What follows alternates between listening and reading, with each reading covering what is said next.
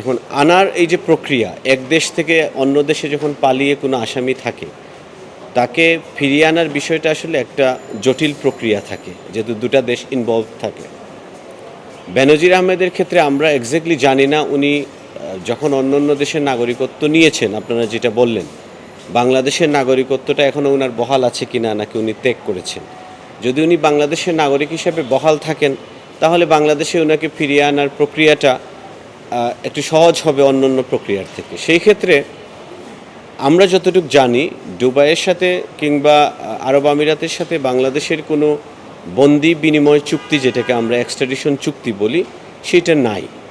কিন্তু সেই চুক্তি না থাকলেও সভ্য বিশ্বে যারা আইনের শাসনে বিশ্বাস করে, এক দেশের কোনো পলাতক আসামি যখন অন্য দেশে পালিয়ে থাকেন, তখন সংশ্লিষ্ট দেশ যখন তাকে ফিরিয়ে দেওয়ার জন্য অনুরোধ করে, তাকে ট্রায়াল ফেস করার জন্য, তখন ওই দেশ এটাকে বিবেচনা করে। তো আমরাও আশা করছি এই প্রক্রিয়াটা যখন আমাদের পররাষ্ট্র মন্ত্রণালয়ের মাধ্যমে সংযুক্ত আরব আমিরাতের সরকারের কাছে এই আহ্বানটা অফিসিয়ালি জানানো হবে, তারা সেটাকে বিবেচনা করবে, তাদের কিছু প্রক্রিয়া থাকবে, সেই প্রক্রিয়া সম্পন্ন করে ফেরত দেবে।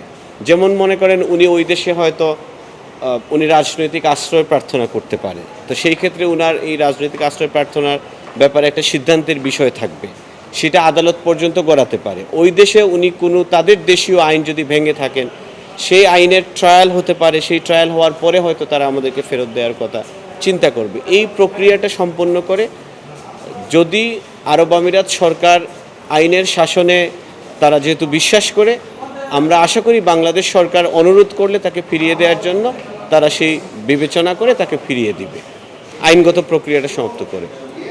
এই প্রক্রিয়াটা আমি আগেই বলেছি যে জটিল প্রক্রিয়া। আপনি ইতিমধ্যেই বলেছেন উনি অন্য দেশের নাগরিকত্ব গ্রহণ করেছেন, একাধিক দেশের।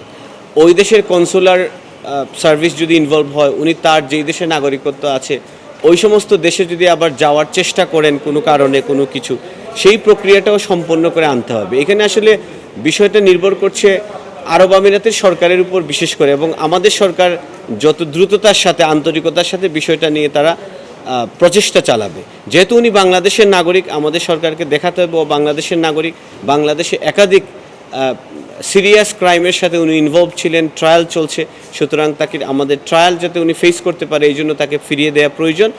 এইটা যখন আরব আমিরাতের সরকারের কাছে যাবে, তারা যেহেতু আইনের শাসনে বিশ্বাস করে, আমি আশা করি তারাও এটা বিবেচনা করে তাকে ফিরিয়ে দিবে। যদিও আমাদের মিউচুয়াল এগ্রিমেন্ট নাই, বন্দি বিনিময় চুক্তি নাই, সেটা না থাকাটা কোনো বাধা হবে বলে আমি মনে করি না।